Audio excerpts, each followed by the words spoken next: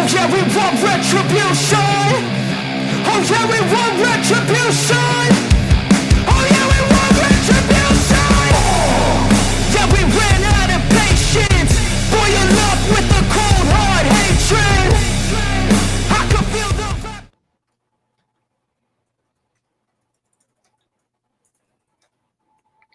Hey. Yeah, so no one's here yet anyway, so nobody got to see my cool. That's okay. Add to stage. We got to see it. I thought it was really good. As long as you guys I was like jamming. All right, I put out a thing on Twitter and let everybody know it's here. I mean, I've been posting about that all day, but it hasn't really been going anywhere. The algorithm, I swear the algorithm knows when I try to advertise stuff so that you'll buy it. Yeah. And they just kill any views. Because like this one, I posted 6 hours ago, has like 37 views, right? Every time I post on Twitter now, or X, I get whatever. this, I'm calling like, Twitter. Yeah, unlock more on X. I'm like, I don't even like. If you push learn more, it doesn't tell you anything that has to do with this. So earlier in the week, got it. Earlier in the week, a bunch of people were permanently suspended. It might have been late last week, but whatever it was a bunch of people got permanently suspended who didn't have any real violations other than somebody didn't like them, we guess, or whatever. And then ever since then, the X servers have been really wonky. So if you've noticed it's taking longer to load posts and things like that, I'm pretty sure they're fighting off a pretty serious cyber attack. I could be wrong. It's just what I'm seeing. I'm pretty sure they're fighting off a cyber attack and that they don't want to go public about it. I haven't noticed a difference. Hmm. I take that back. The difference because I haven't been on it and I don't want to be on it. I think the other day it had trouble loading GIFs, but that was it. But way back when everyone was so upset that Elon Musk bought the place and the whole place went to shit and everybody hated it and everybody was jumping ship and nobody wanted to use it anymore, I honestly never noticed a difference. Even when they said that all these advertisers were pulling their ads from Twitter, I never noticed a difference. Seriously, if I hadn't been watching the news, I wouldn't have known anything was going on. Even one of my friends said, are you kidding? Nobody's on that thing anymore. I'm like, fucking yeah, they are. Yeah, nobody. I don't want to offend anybody, but basically nobody who mattered left. And the people who did leave mostly all came back. Yeah, and that's what I mean. I left for a while, but I left for Threads. And I tried to get into Threads, but I quickly found out how not complete Threads actually is. Because at the time there wasn't even any GIF support. There's no way to, if somebody sends you comments on one of your posts, there's no way to tell what you've seen and what you haven't, what you've responded to and what hasn't. There's no way to DM you. It's missing like all these features. Blue Sky had the same issues that you're describing, and I was like, this is dumb. Because I did try Blue Sky, and I got an email a while ago saying they now have DMs, and I'm like, that should have been a feature from the begining. Like, why is that? Why did you launch a social media platform without private messaging? So I didn't bother. Yeah. And, I was just like, all right. Yeah, so I know a lot of people who went there, but yeah, I just couldn't get into another Twitter-like thing. So I'm back on Twitter, one, because everything else sucks, and two, because the people I talk to never left Twitter. They're still there. So I still have a Threads account, but it's completely unused. I do have Facebook and Instagram, but I'm basically just posting the same thing that I post to Twitter. Like I'll post to Twitter and then I'll just copy and paste on the other platforms. But I don't hang out there. I don't comment on people's stuff. I don't have conversations. I don't live there like I do on Twitter. Did I just get big for some reason? Oh wait, Chris left. Yeah, Chris left. I'm assuming he'll be back.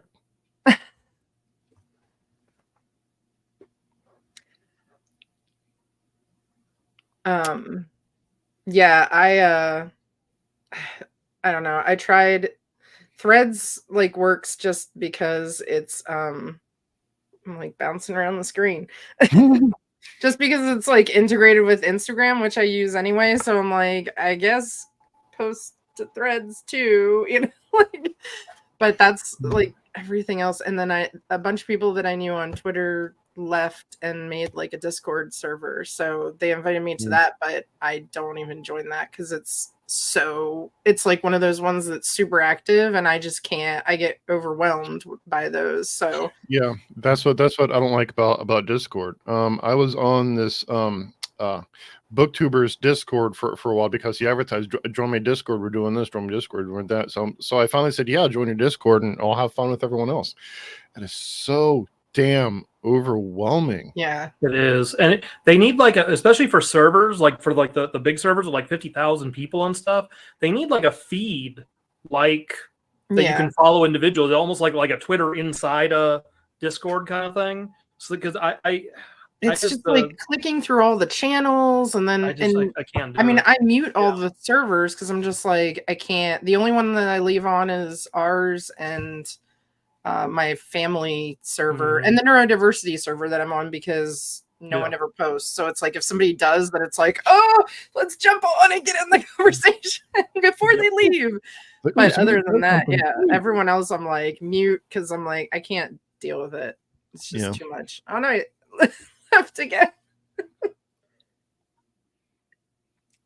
whenever you leave, I get like really big and like, oh wait, this way. I'm gonna hold you. It's because of the custom layout that I have. It starts out with 2 people in the stream, and oh, here he is. I would okay, so I would love to claim that was my internet going out or some other technical problem. No, that's all me being a dumbass. I had a window on my second monitor, and I was just trying to close it because I want to focus on this. And twice now, I have actually quit the entire application rather than just closing that one window because instead of Command W, I'm hitting Command Q, and it's just killing. So yeah. Whenever you leave, it like blows me up, but it keeps Jeff in the same place. So like I'm like centered over him, like ha ha ha, I will get you. I feel like the Stay Puft Marshmallow Man or something. I don't know. Oh, that's funny. It's because the StreamYard comes with these custom layouts, so I can put like cameras here and cameras there. Basically, what I'm on now is like 2 cameras with 1 added. So I have one field taking up half the page, but with an extra camera underneath. So every time Chris disappears, Sarah goes. It's like I don't know what to do. I will try not to disappear on you again. All the extra windows are now closed. Hopefully that will not cause a issue again. I even have my twinkly lights on, but you can't see them. Oh yeah, twinkly lights. Same over there. I have Mr. Buddha lit up. Mr. Buddha loves it when I light his candle, if you know what I mean.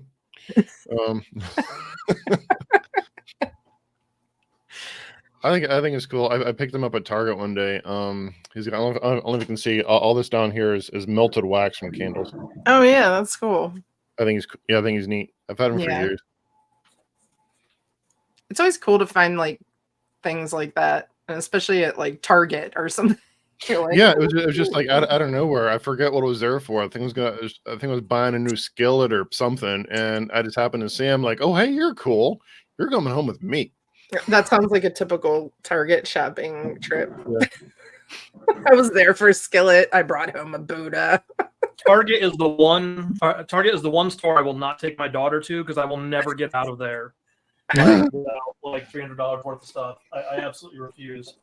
I took her shopping all over for vacation. That's basically what we did. We were like, we didn't really want to go anywhere, so we were like, we're just gonna go shopping, and we did a lot. We did some other fun stuff too. But like, I was like, I will not take you to Target, honey. Like, I'm sorry, but no. Target is so expensive, but they got such cool things. I know, they're so expensive. What? Like, I remember like everybody was like, oh, this is like Walmart, but it's just nicer. And I'm like, but it's the same crap from Walmart. And then they charge like they just charge $3 more for the price. It's better quality stuff than what's in Walmart. Some of it. A lot of the stuff that I look at, like especially the clothes, the quality of them are a lot better than what I would find at Walmart. Like I won't buy clothes from there anymore because they don't last more than a couple of washings. They're such a waste of money. When I was, so this was a while ago, but when I was doing wind turbine work, I actually would only buy Walmart jeans, and those stupid, ugly things are still around, and that's Really? 12 Yeah, years and later. their exercise clothes are great. I buy all my exercise clothes there because they like last and they're cheap. Like I don't want to pay like $40-$50 for You something. don't want to pay $100 for out of. leggings from Lululemon? Yeah, but no, like I mean, I don't buy clothes usually from Walmart except for exercise clothes. I bought like pajamas there sometimes, but Joe can never find clothes. Like he always, every time he goes to, I'm always like, oh, check Target, and he can never find clothes at Target ever. Like it's like I don't know if it's just our Targets, but they're always like these tiny little men's sections, and there's like nothing there. Everybody has their place that they like to go. Like Jeff, you like to go to Target. I actually like this local place, Beals, which is basically a small TJ Maxx. Yeah, we have. That is a good place. We have one of those down here. They have some. My favorite shorts are from there. Ours has like the crappiest crap. Like we went in there once and tried to like get stuff for Julian, tried to get some stuff for Joe, and like it was the worst stuff. Like, and even the stuff that we found that we bought, like we ended up not using because it was so bad. Like, I don't know if it's just ours, like it's like. Well, they get their stuff from Overstock and things like that. So you can't go in wanting anything specific. Ross and TJ Maxx like is the same idea, like you said, but like you can find stuff there. But this one, that's the only one I have here. Like I have a Ross and a TJ Maxx up in Garden City, which is an hour away. But that's the one I have here, and actually they usually have good stuff. There's and they of course they have like everything. So like there's on my want list there's a set of teal wind chimes and a set of jeans, and I'm like, if I go back in next time and they're there, I'll buy them. If they're not, they're not. But yeah, just because I'm gonna post this video once we're done. Nobody's watching right now, but for when I post this later on, if someone wants to watch this right now, The Man in the Disappearing Suit is currently ranked 640 in time travel science fiction in the Kindle store, 876 in time travel fiction, and 1,184 in serial killers. I don't know how often this refreshes, but it's been that way for a while. I consider that a win because it went up from, let me see, this morning it was at 4,345 in serial killers, 4,446 in time travel science fiction, and 7,000 in time travel fiction. You're doing really well. You're really doing well. It's come up a lot since this morning. So I consider that a win. You should. That's good. I can't wait a lot of people don't break that 4,000 rank, and that's basically you start at the bottom. So hopefully I will sell many books, and I will come up even further in the rankings. It's still as of right now, it's only 7 p.m. Eastern where I'm at, so there's plenty of time to buy books. And it's on Kindle Unlimited. If anybody's watching and they subscribe to it, please check it out. I spent a lot of effort on this. This took over 2 years to write, to rewrite, to revise, to edit, to get beta read, to get developmentally edited, to revise again. So long. I spent months querying this to literary agents, and I got a full request. They kept it for a while and ultimately decided not to. So I took it on myself. I'm proud of this. I'm not going to shelve it. I decided to publish it myself. I paid for all the editing. I paid for the cover art. Cover artist is a really great guy. absolute genius in my opinion, because this cover is It's phenomenal. fantastic. Yeah. So here I am. The world has it now. It's no longer mine. It belongs to the world. Today, let me see. Today I contacted my library. I used their form to request the book. I contacted one of the local bookstores around here. They have an email address. I just said, "Hey, would you like to carry my book?" This weekend, right now, I already have in the bookstore that I already have my other books in. They've already told me that they want this book. They want to be able to carry it. So, but because Amazon was pre-order, they wouldn't let me order author copies more than 1 or 2. So they wouldn't let me because I'm trying to order in bulk for these guys, and they just wouldn't give me the option. So I had to wait for it to release. Today I bought an armload of author copies for that bookstore. They'll be here, and it usually takes a couple of weeks. I'll drop them off. And this weekend, well, from here on out, I plan to stop at a new bookstore whenever I can and just introduce myself, network. Hey, how you doing? Hope you guys like my beard. I write books. Would you please sell my books? So there we are. Yeah, I think that a lot of people don't realize like everything that goes into creating a book. Like, Yes. and that's why you get the comments a lot of times like, "Oh, just write a book. Yay." Yeah. I mean, honestly, when I first started doing this, I thought I could just write something and submit it to somewhere, and people would jump over each other to grab at it and just offer me butt tons of money. I mean, that's the hope, right? That's the seriously what I dream. thought when I first started writing books. Turns out that's not the case. Go figure. And it takes longer than a month to write a book, no matter what anyone tells you. Yeah. I mean, you could maybe write a crappy first draft in a month. Yes, you can write a crappy first draft in a You month. just can't have a completely finished, refined book that's going to sell. You $1 guys are million poking at the entire premise of the erotica market. Oh, right. I forgot about that. Yeah. So there's not much editing that goes on there, though. I understand. That's a whole different monster. That rules do not apply. Romance is getting like books out in 3 months or less, kind of thing, and they're better than the erotica market. But I'm like, how? Like, one, you've got to be like these people have got to be making less than minimum wage, because I know they're not, like, they're doing okay, but they're not like making big sales. And I'm like, you've got to be making less than minimum wage for the number of hours you're working, kind of thing. Like, this can't be sustainable. And yeah. I mean, the other day I watched this one video of this lady. She was trying to explain how to make money as an author, and she says, "Well, one of the things you can do is do the rapid release thing, where you release a book every month for 3 months." And she says, "I made a new book every month for 3 months straight." I'm like, lady, they have to be crap. There's no way you don't.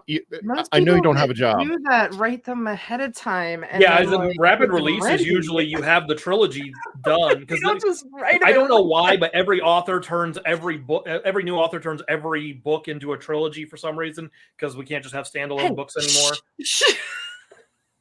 Yeah, by the way, this is folks who are watching, this is a standalone. There won't be a part 2 unless y'all really want one. It's actually an interesting premise, and you could do a part 2, but in my opinion, crime works best episodically, like Harry Bosch. You could pick up any Harry Bosch novel. You don't have to read them in order or anything like that. Like, kind of like the Hardy Boys too. Right. You could grab any one of them and just read it in the middle. You don't have to read 1 through 17 like you do in fantasy.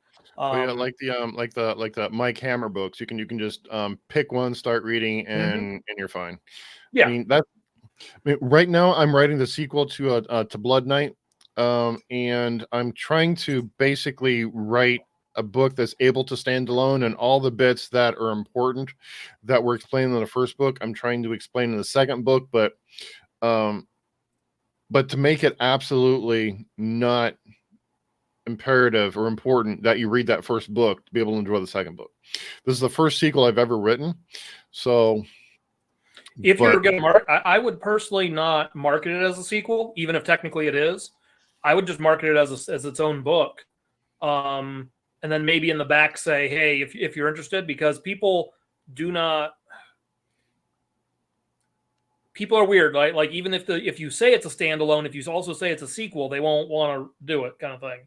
Yeah, I mean that's what why it was so hard to decide to do it, because I mean when I look for a book, I say to myself, well, this is book 3 of 5. Should I read books 1 and 2 before I get to this one? And then, that's books are a commitment by themselves. Yeah. And I mean, even books that I loved that I'm like, I'm gonna read the next book, and then I never get around to it.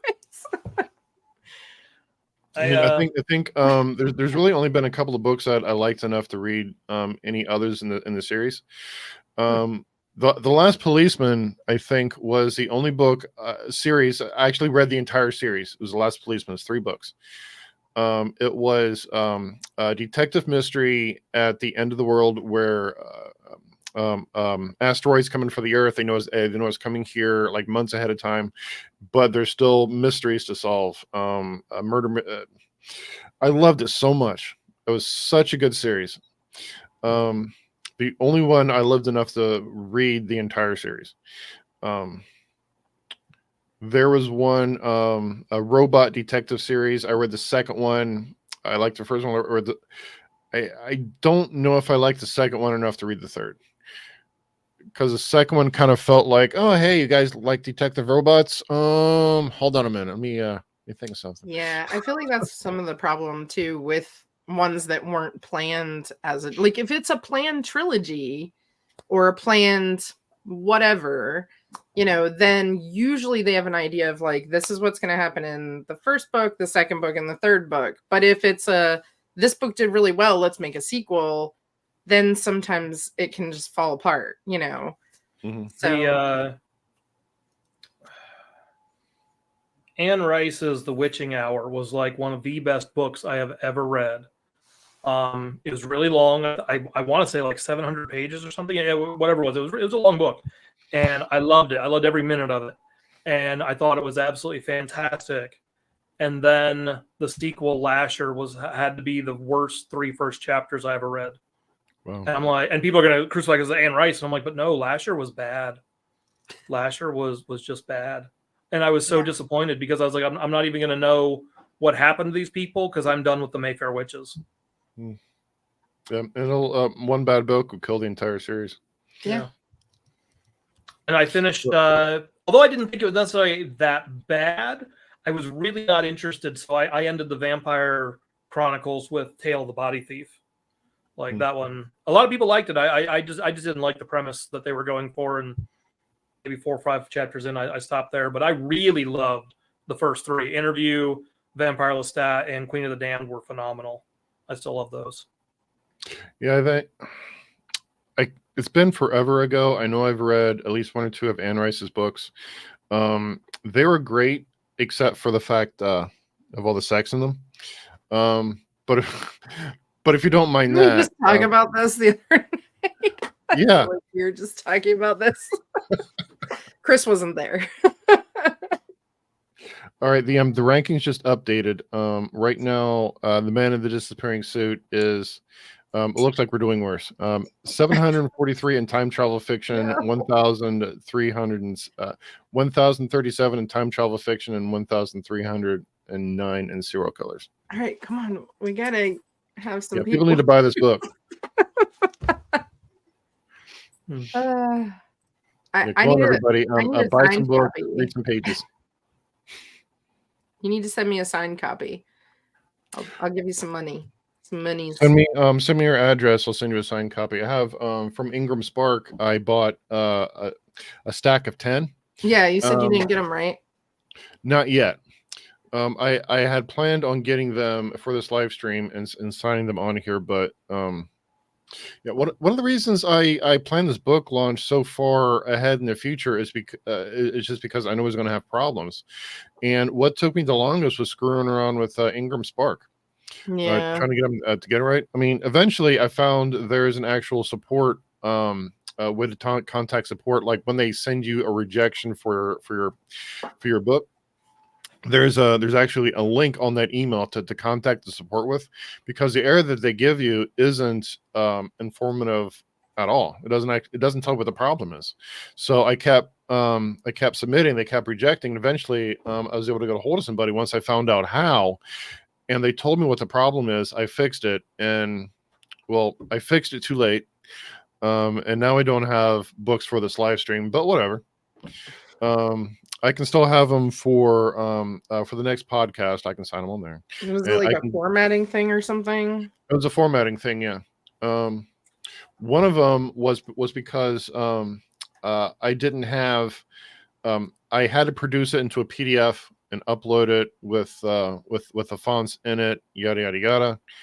I found out later that they actually have their own wizard, like Amazon does, but you have to choose the option of I don't have the file. Like it's not intuitive at all.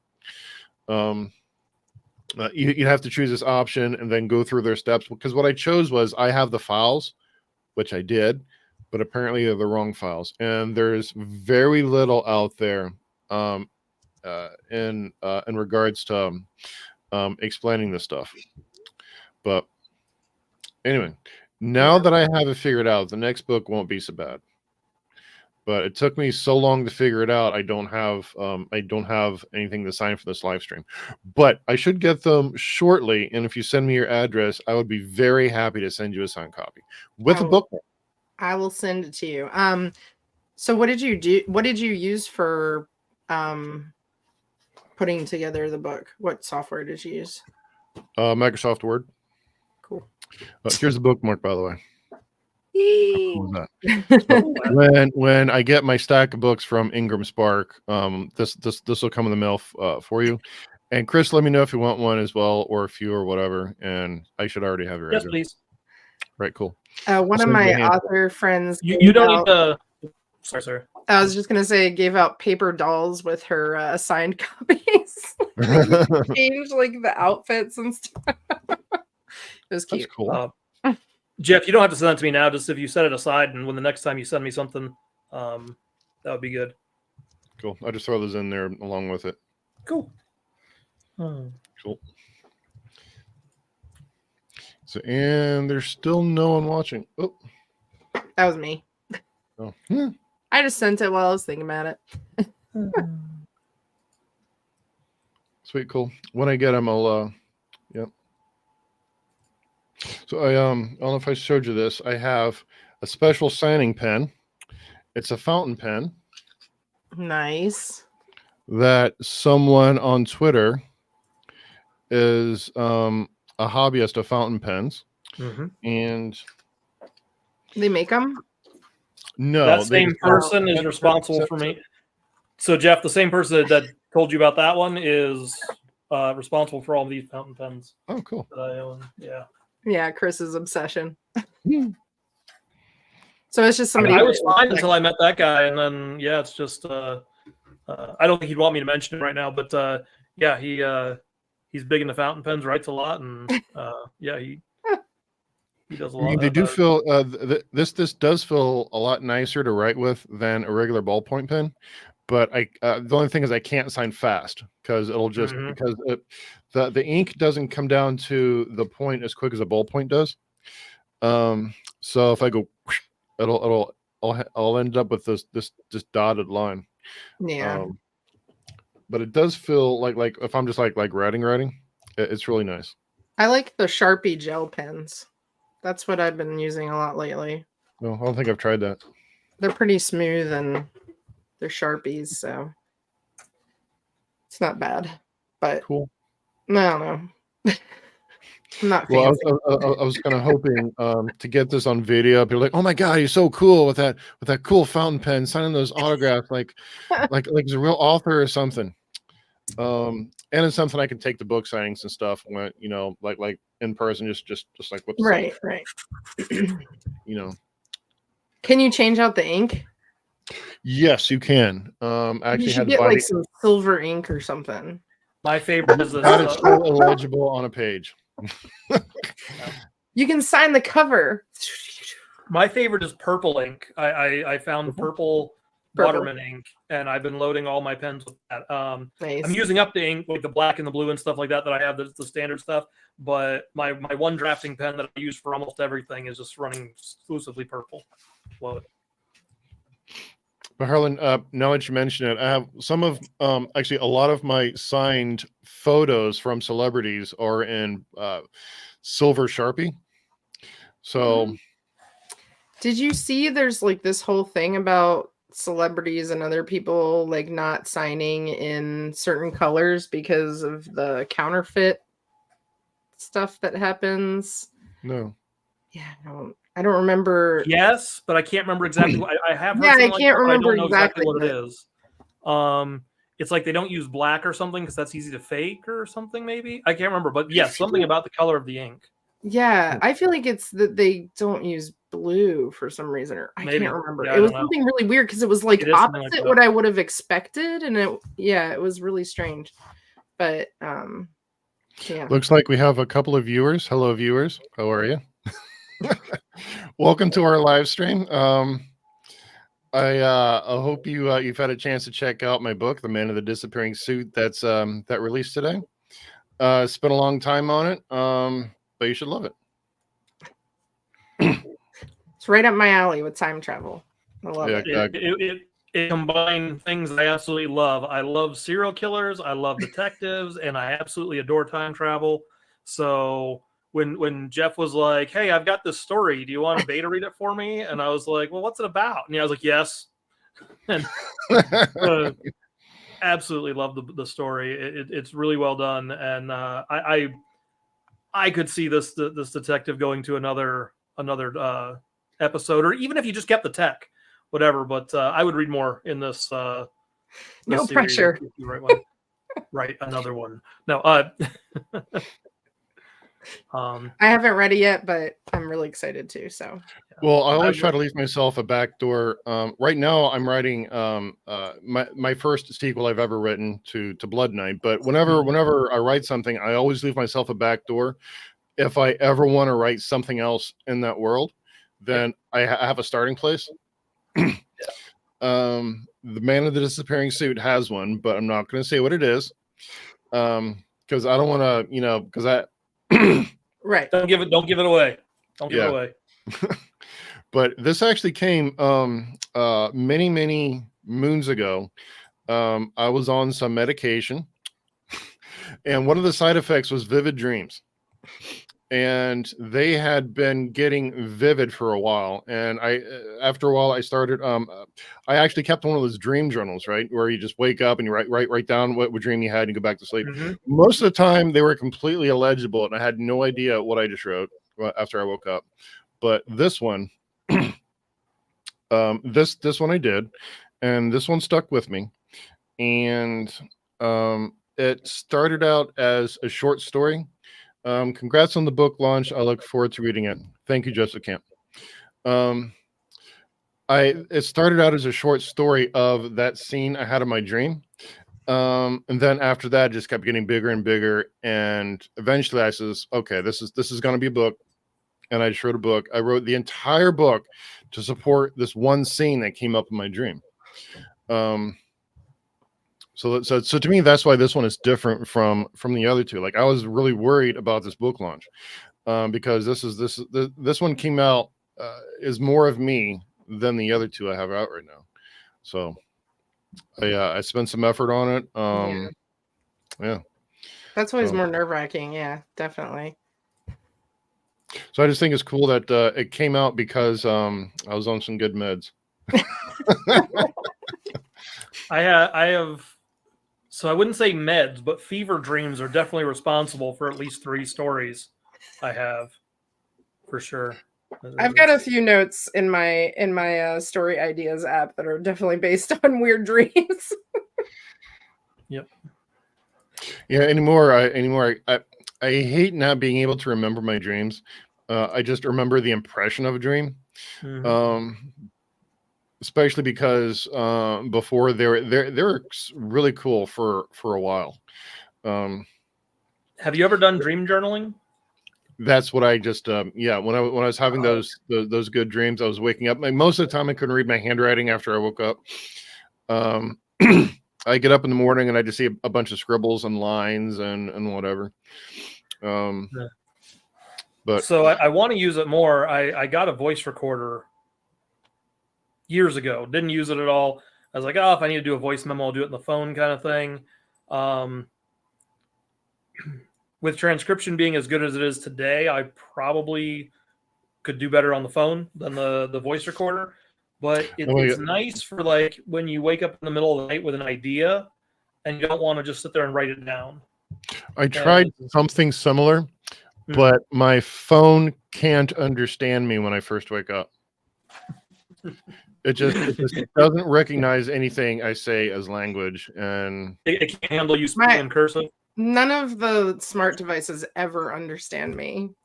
My husband says I have mush mouth. I mean, my Android phone understands me right now. I mean, I can talk to her across the room, but when I first wake up, she says, "What did you just say?" Good morning, Vietnam. And that's exactly what it sounded like. Yeah.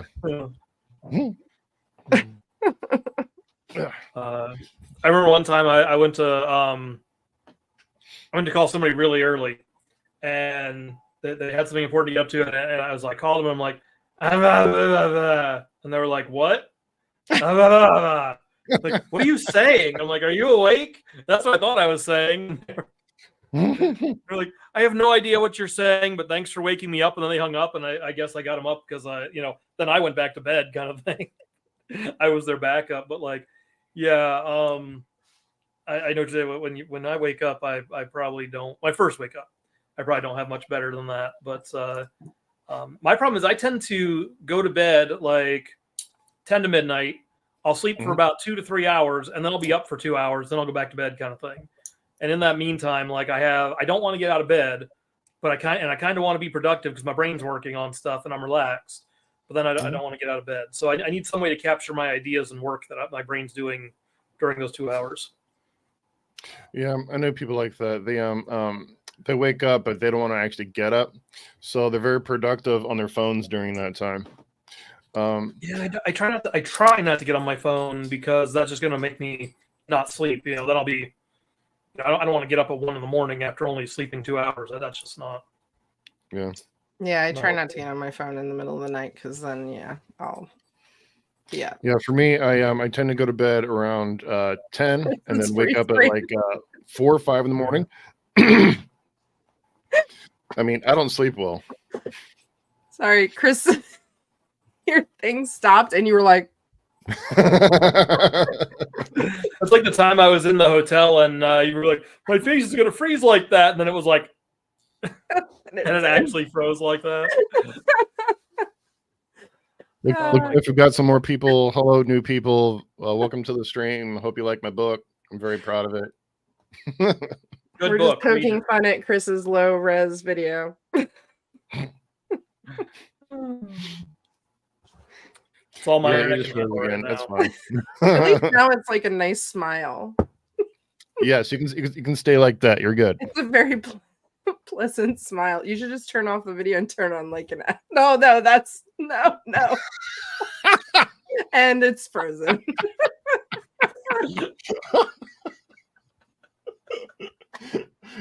You have such a creepy smile right now.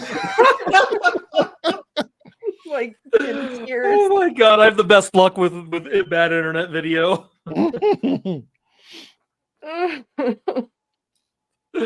Oh god, it's gonna be on the internet forever. I am definitely posting this. As you should.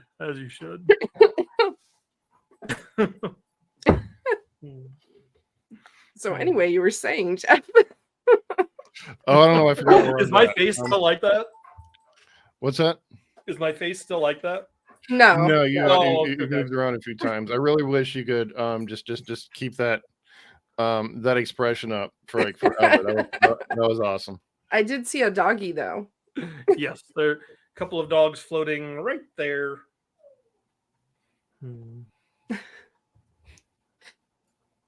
But I think, Jeff, you were going to talk about your book. Oh, You know, what we're here for. Oh yeah. And let me see. I'm very proud of my book. There is murder, there is time travel, there is a tiny romance aspect to it, but that's not what the book is about, but it's in there. I tried to add as much humor as I could without going overboard. Chris here helped me by beta reading it and pointing out some problems. So I was able to revise it since then to make it even better. Yeah. It's got a pretty cover. And it's got a pretty cover. I spent my good hard-earned money on that cover, and the cover artist is an absolute genius. And if anybody wants his details, let me know. I'll send you a link. It was really cool. I think Chris is the one who suggested him to me. I forget where he got him from. But I just sort of put him on my list, and I really love this cover. This turned out way better than I thought it was going to. Was that a DM Gway's? It might have been. That might have been the person she went through for the cover. But I forgot. I just remember Chris gave me the name of them. And I think they were also the person who did the cover for one of the this one author who fantasy murder mystery detective person. I remember picking up their book out of the library, and I think I remember they did their cover. But anyway, they're well worth the money. I am in love with this cover. This turned out way better than I thought it was going to. And it looks really good. They're And fairly reasonable too, like their pricing still, though. Yeah, he had me pay for half of it, like after I talked to him and had a conversation about what I wanted and what he could do for me. When I secured his services, he had me pay half of it for the start, and then half of it once I was happy with the final product. And it was cool because he lived in the UK. This is like a UK artist. So a lot of people from the 20 Books convention use him, and have bought a lot of their his like pre-made covers and stuff. They like those, especially for their I don't want to say their throwaway stuff, like their experimental stuff. They don't want to put a whole lot into. They'll go buy like a throwaway covers. Sorry, I shouldn't say that. Sorry, that's the pre-made the pre-made covers for their experimental books, because they're not their main stuff. They don't want to spend what they usually do on a cover. And the pre-mades look really nice. Really nice. They did look really nice. I was actually looking at those. There were a few that I remember that they were talking about making like a series of books that were just titled the same as the pre-mades, because they were just great titles. They were funny. They were hilarious. They were pretty good titles. This one is actually custom made. That's why it took so long. He asked me what the book was about, what the major tropes are, the genre, the names, the guy in the spacesuit on the cover and the doorway and the purple smokies. Like he really wanted to know what was going on with it. And he explained, okay, this is, you can't, what the point of a cover is, how it captures a feeling, how it needs to be dramatic and jump off the shelf. I could tell he really knew what he was talking about and what he was doing. Wonderful process. Great guy. I'm very glad to have talked to him. Good. Right. So the next for my next books, I mean, when I write the sequel to this one, I'm also thinking about going to him for that sequel plus redoing this one so that they look like in the same series. Just because he did such a good job. Nice. Is that Blood Knight that you're pointing to? Yeah, that's Blood Knight. Okay. Debtrack says it is a great cover. Hope to read it. I hope to read it too. You will love it. I promise you will love it. Had a lot of fun writing it. I won't promise you'll love it, but I will promise I loved it. Well, if you don't love it, you can tell me all about why you didn't love it, and I promise I will listen to your reasoning. That I can promise. But the main character. I mean, you can't help but the main character's character is like some version of yourself, right? So I didn't realize for this guy, I didn't realize I was doing that until like halfway through it, because you really can't help that. No. And then there are people. You tend to write the other characters as the people you know. So this tends to be kind of sort of a self daydream. Because I didn't realize that until halfway through it. I'm like, oh, this is that person, that's that person, and I'm really wondering if that person will catch on. But it is what it is. So if you guys, I'm sorry, when you guys read this, the main character, like if you ever want to know who I am, I'm basically the guy. Yeah. So we'll have a really good idea of who you are when we read it. You will have a good idea of who I am. Trust me on that one. Except the main character isn't on YouTube, so there's that. But he is an old grumpy. And you don't time travel. I do. Well, sometimes I'll be on the couch and I'll wake up 5 hours later, and you've time traveled into the future. And I have time traveled into the future. I have not I've not been able to travel backwards in time yet, but you never know. We used to time travel on the submarine all the time. You just go to sleep. Wow, you just you freeze at the best faces. Oh, wonderful. Go to sleep.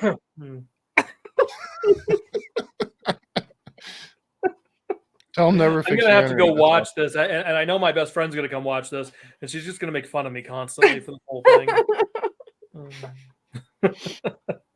Yeah, I'm definitely posting this when we're done. Yeah, I hope so. Jeez. Just edit it and blow Chris up every time the face freezes. Like put like little timers, like face freeze in 3, 2, 1, and then make it big. You could have a face freeze counter. What's that? You could have a counter like the down the bottom yeah.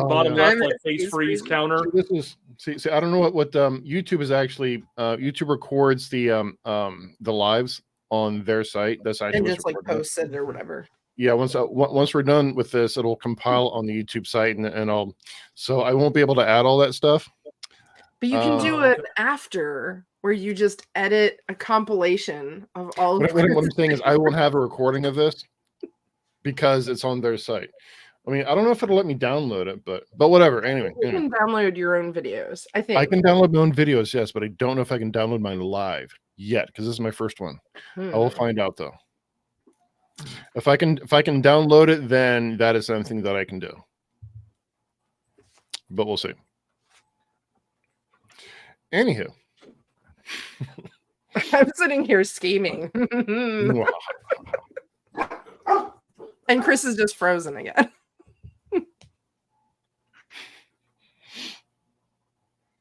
Poor Chris. So, all right, let me. I'm afraid to check the listings on Amazon. Hold on.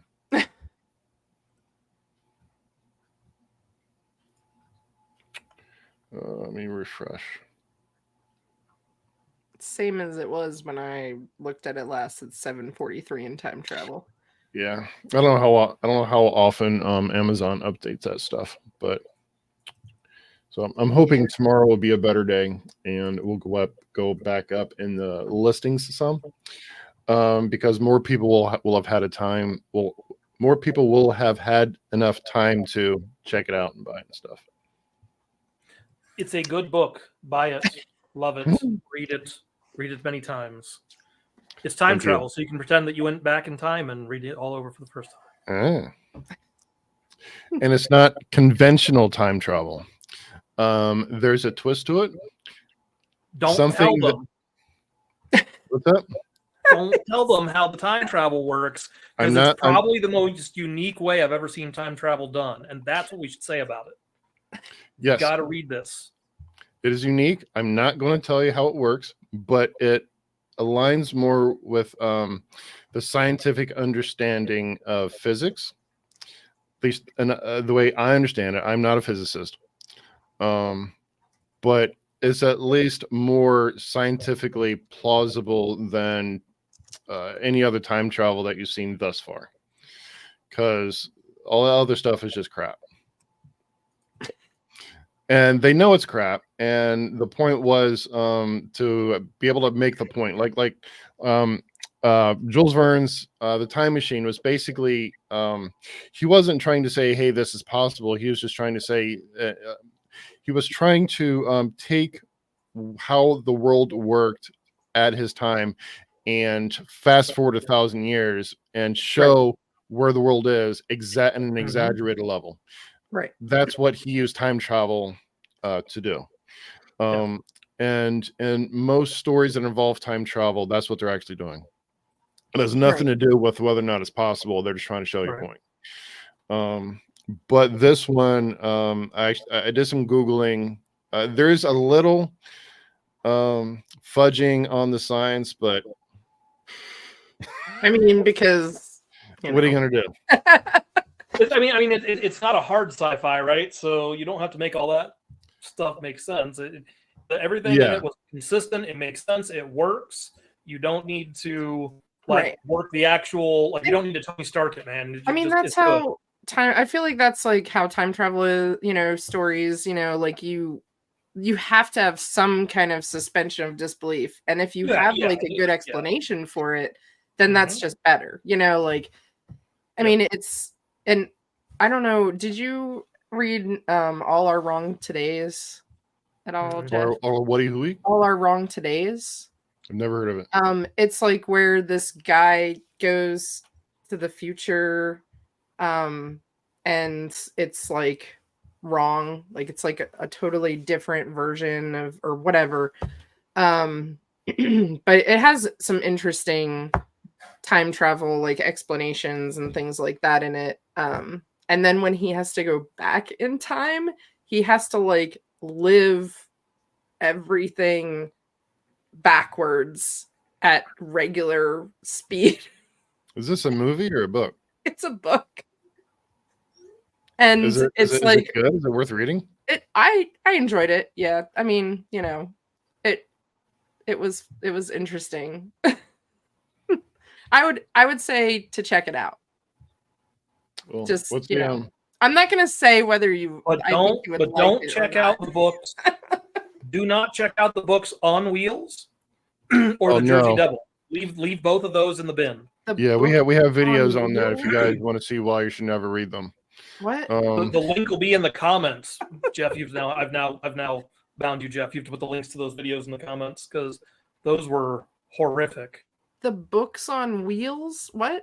The book is the name of the title. The title of the book is On Wheels, and they kind of bill it as like this Mad Max future kind of thing, but it's not, and it's just like it's probably the most misogynistic thing I've ever read, and I've seen Andrew Tate's tweets.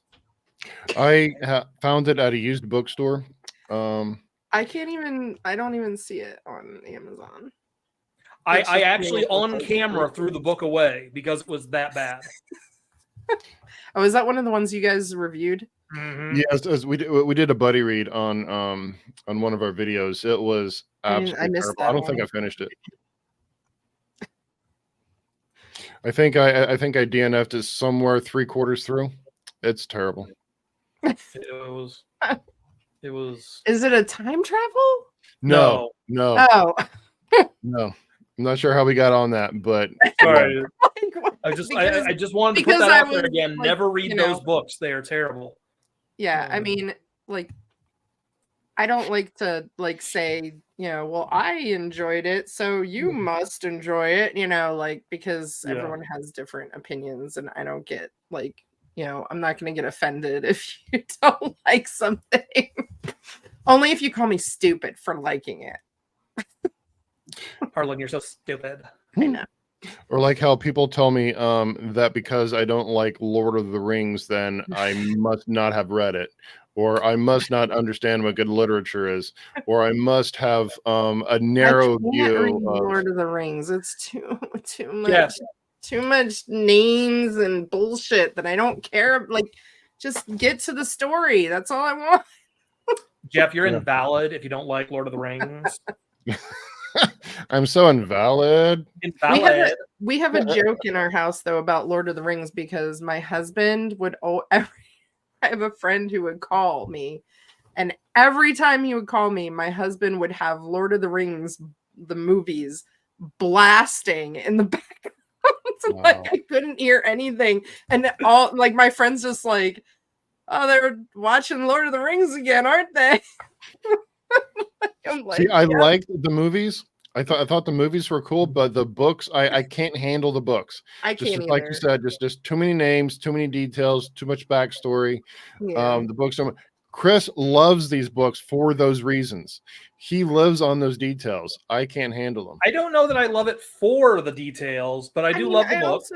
I also didn't Yeah. read them when I was younger or anything. Like, you know, I wasn't introduced to them until later. Yeah, in I life. got The Hobbit in 4th or 5th grade, if I remember right. And I Yeah. started reading Lord of the Rings Which I in feel like 7th that's grade. like part of it too, is if you grew up with it, like it becomes more important to you. And yeah, I used to from like 7th grade until the movies were released. What was 7th grade? How old are you in 7th grade? I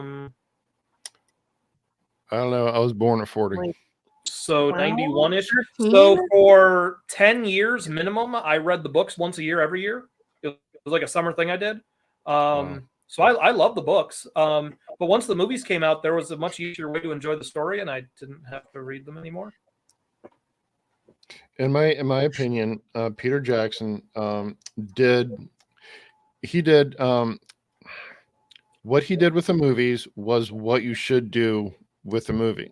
He took all of the moving parts of the book, he consolidated them, and he made a cohesive movie that worked as a movie. Yes.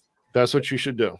He did add there was a lot added to the movies that I at the time I didn't I could recognize. I don't remember reading that, and then later on someone else told me, yeah, this is new, this is added.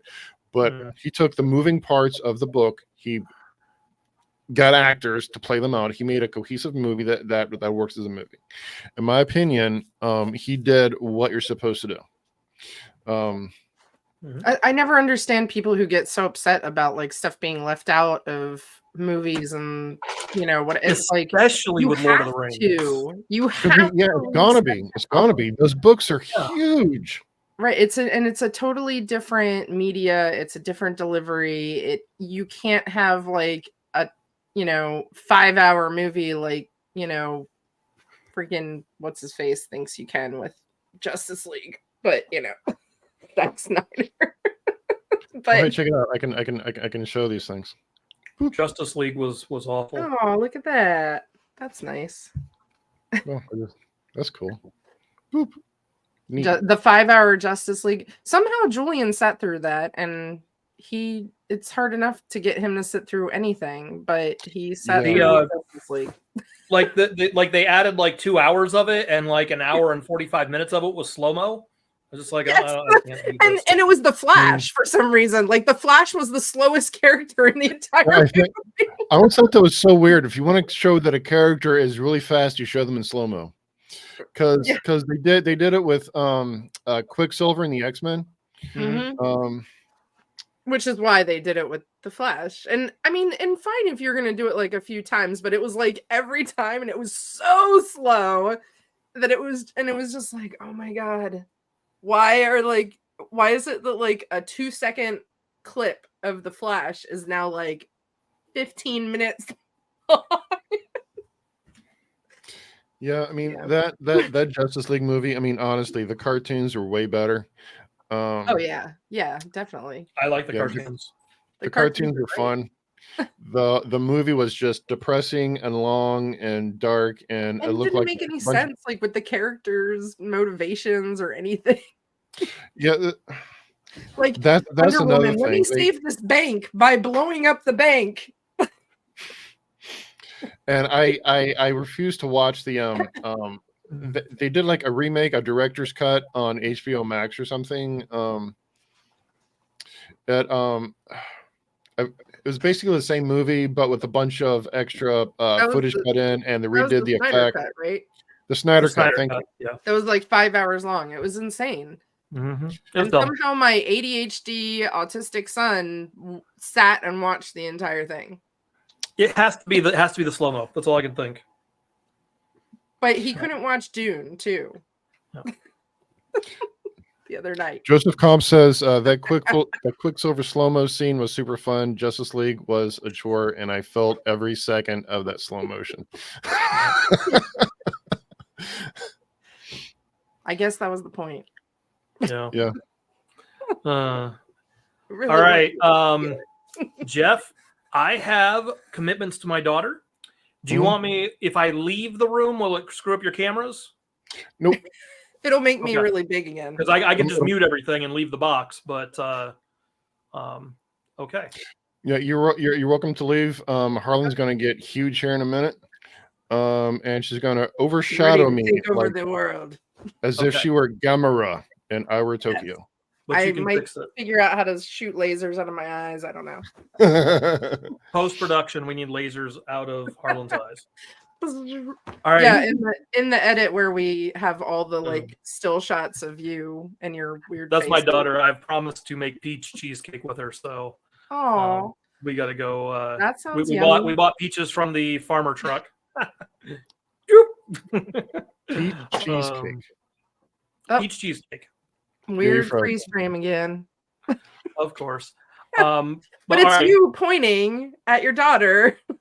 Hey, This was weird. anybody who likes time travel or serial killers or detectives should definitely pick up The Man in the Disappearing Suit. It's awesome. we can't see the cover, but thanks for trying. That was kind Oh of well, a I tried. freeze frame. I It tried. would have been But okay, perfect guys. if it actually the cover was in Froze right there. focus. Yeah. But have a good night, Harlan. Have a good night, Jeff. Good luck with the launch, and I hope everything goes the way you want. Send me a slice of cheesecake. No, It's all ours. what she said. All right, guys. Good night. Enjoy yourself. See ya. Thanks. Poof. They're huge. Dun dun dun. I have to figure out which direction to go. You see, I can. Oh man.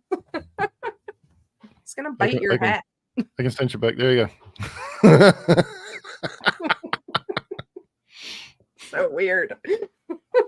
Yes, because StreamYard has different layouts, and the layout I was using was like I tried to invent something customized with two people and a third person and a. I feel like I need like some light coming up from under.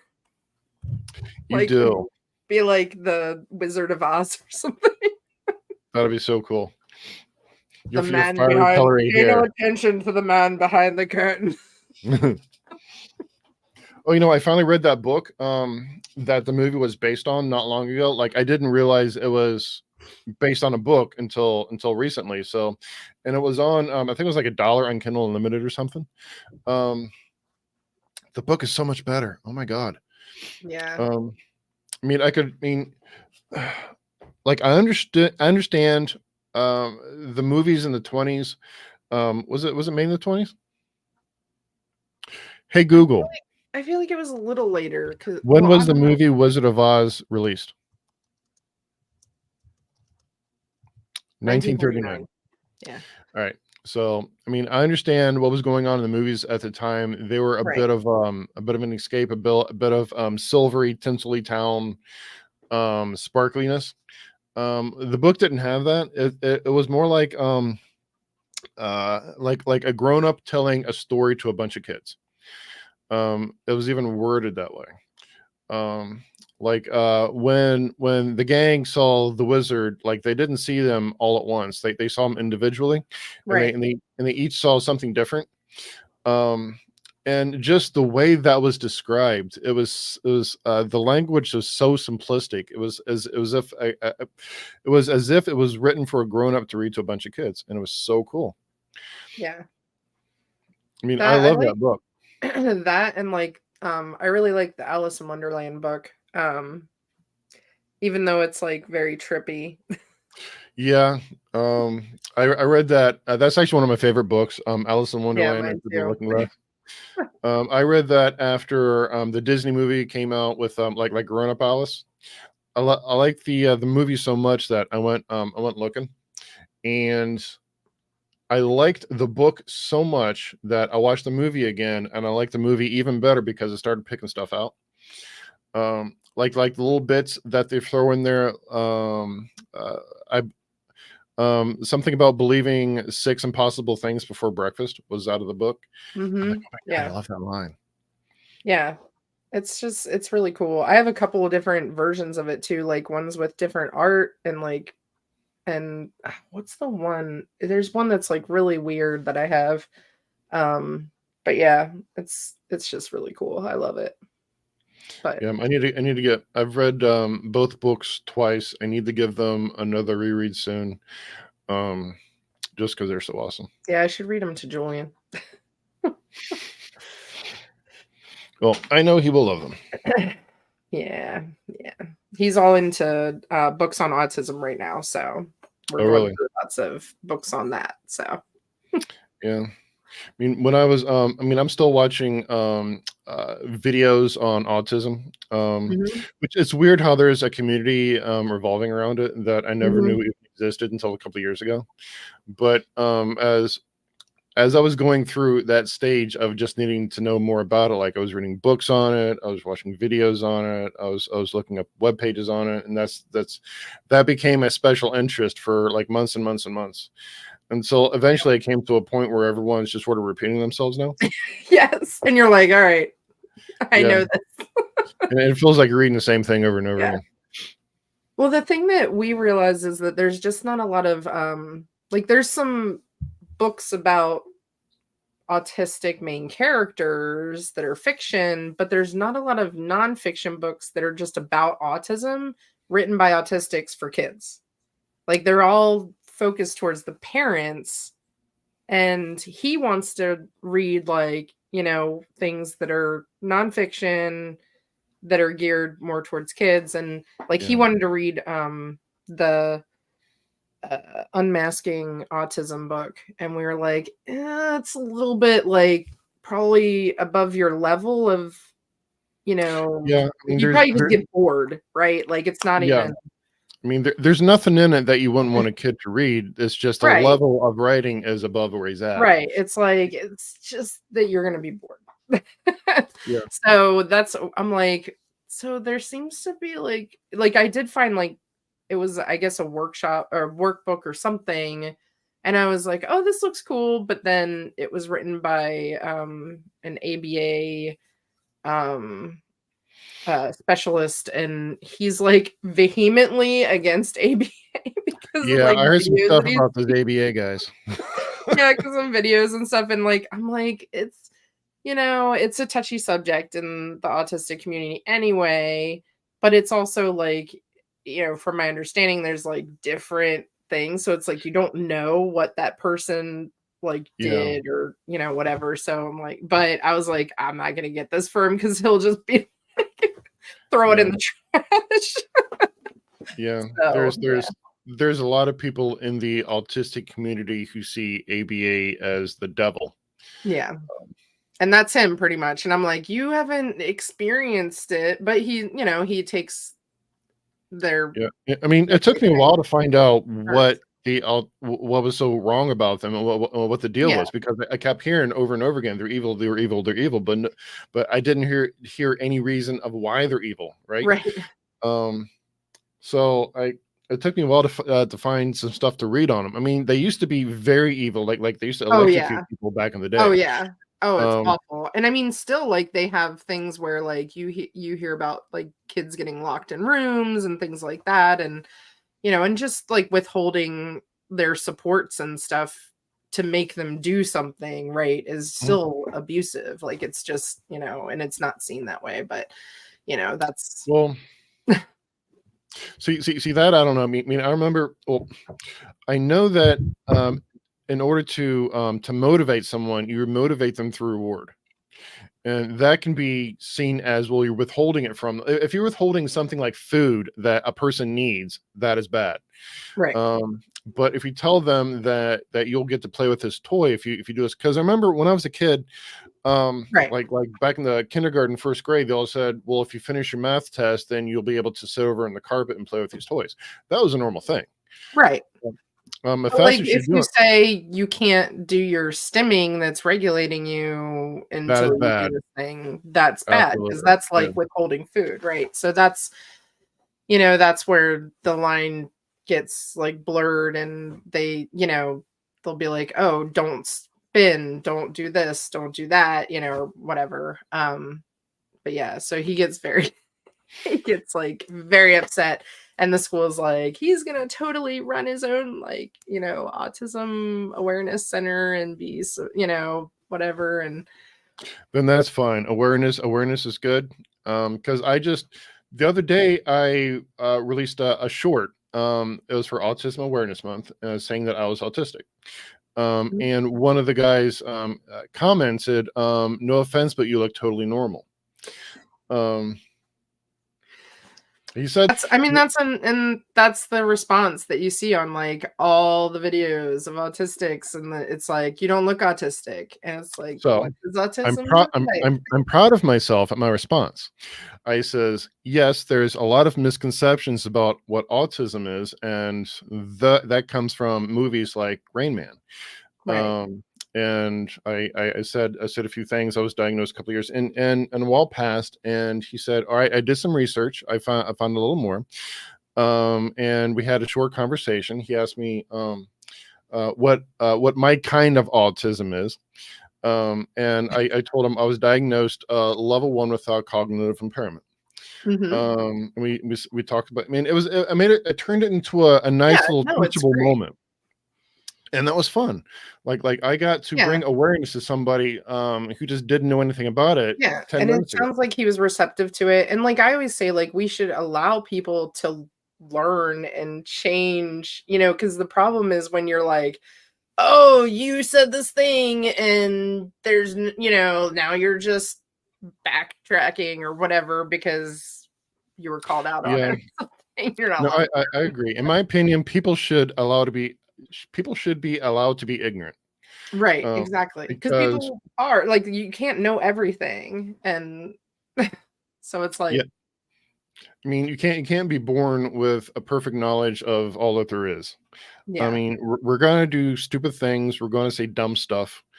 A lot of that dumb stuff could be offensive to other people, but it's not because it's not from hate. It's from ignorance. right. So this guy, I was proud of my response to him. I didn't come down on him. I didn't berate him. I didn't say that's offensive. I was able to turn into a teachable moment, and I'm very proud of it. Yeah, So that's awesome. No, I think that's like, how you handled it sounds perfect, because, it's like not getting like offended, not getting like emotional or whatever. And, I think that's the key, is like everybody kind of gets like weird online because you can't yeah, read tone and stuff. yes. You can't hear tone from a YouTube comment Or little sarcasm tags. That's why I tend to use so many emojis in Right. my because that could get you into some trouble. Right. But yeah. I don't All right, know. we've been at this for over an hour now. I think we should call it here. All right. Because I got stuff I have to life obligations, real life stuff that I need to Other get life to. things. Yeah. Mhm. Yeah. Well, I picked up my copy, and can't wait to get the signed copy too. Yeah, let me And refresh here. hopefully everybody jumps on it, because I'm sure it's awesome. Sounds awesome. You guys are gonna love this book. I mean, I'm telling you, I took so long to write it. I had so much fun writing it. It put so much effort and attention to it. you can't not love this. Seriously. Well, and that's the thing. I feel like you can tell too when someone puts their all into a book. Like when they really care about the story, you can tell. Like there's a huge difference in how that story is written. So Yeah, because I've read so many books. It just feels like the author just phoned it in, just said, okay, this is what this is about. And like I have this idea and and this if is they what don't care, happened. I don't care. Yeah. Right. So, Yeah. but put a lot of love into this book, and you cannot not love this book. You will be very grateful that you took the time to read it. All right. So we're gonna call the live stream here. Thanks for joining. I loved having you. I might do these live streams. All right. The one person just left. We have So, zero you said watchers thank now. you, so you're done. Right, cool. Anyways, it's fun hanging out with you. Thanks for joining the stream. Yep. Cool. Bye, everyone. End stream. Boop. Boop, boop.